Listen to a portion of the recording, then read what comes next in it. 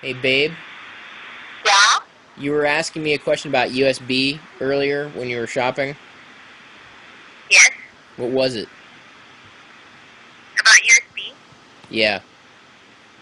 I'm saying, well, I asked two questions. I asked one, what's the big difference between 1.0 and 2.0? And then two, the price difference between 4 slots and 7 slots was $10. So I was like, should I just get the, first of all, do I have to get the 2.0? And if I do have to get the 2.0, should I spend 10 more bucks and get 3 more ports?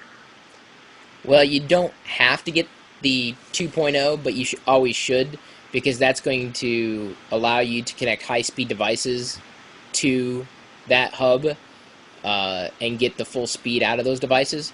Now, if you plug in a device that's only capable of USB 1.1 speeds, then it doesn't really matter. But your hub, if you can, make sure you get it rated at USB 2.0 or high-speed USB. You could connect USB 1.1 devices or even cables to it.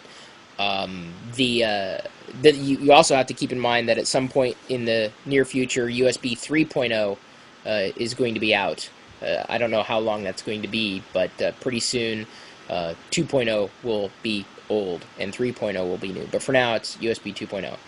And even though a 4-port USB hub is $10 cheaper, I'd spend the extra $10 and get 3 extra ports. Because there's one thing that you never hear someone saying, and that's, I have too many USB ports. You could always use an extra USB port. So spend the extra money on not just USB 2.0 technologies, but specifically on as many ports as you can possibly get. And then lastly, USB is always going to work on both PCs and Macs, right? All USB is the same. Yeah, USB devices should work on both PCs and Macs. Now, the drivers may not on both. I can tell you that I've had an easier time plugging in USB devices into OS 10 than I have with Windows Vista or Windows XP. So now I don't know if that means the Mac has better support for USB, but it certainly recognizes things out of the box. I was able to get my Xbox 360 webcam to be recognized in Mac OS 10 with amazing ease. Just I plugged it in and it worked. Whereas with Windows, even with Vista, you have to jump through all these flaming hoops just to get it to work right.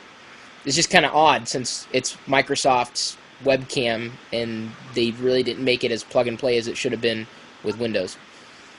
But it's a good Well, I webcam. just wanted to make sure because I have the MacBook Air now and everything that you hook into it has to be through USB, but I would also like it to be able to be interchangeable with the PC at home. So Yeah. that's why I wanted to know for sure. Well, and we just put you on Windows Vista. How's that working out for you?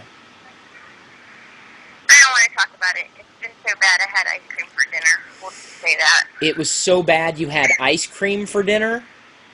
Yeah, I needed a treat after going through all that hell for today. Yeah.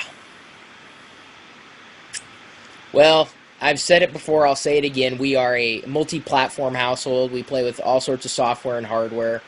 And I also am a self-proclaimed USB addict. If you know of any cool USB stuff that I would want to look at or possibly share with the rest of the community, feel free to let me know. My email address is chris@pirillo.com. Of course, you're also welcome to swing by the chat room, which is always on. We're typically talking tech, sometimes software, sometimes hardware, sometimes internet stuff, tips, tricks, tweaks. Doesn't really matter. We're just a bunch of geeks. And we're live at live.pirillo.com. We'll see you later.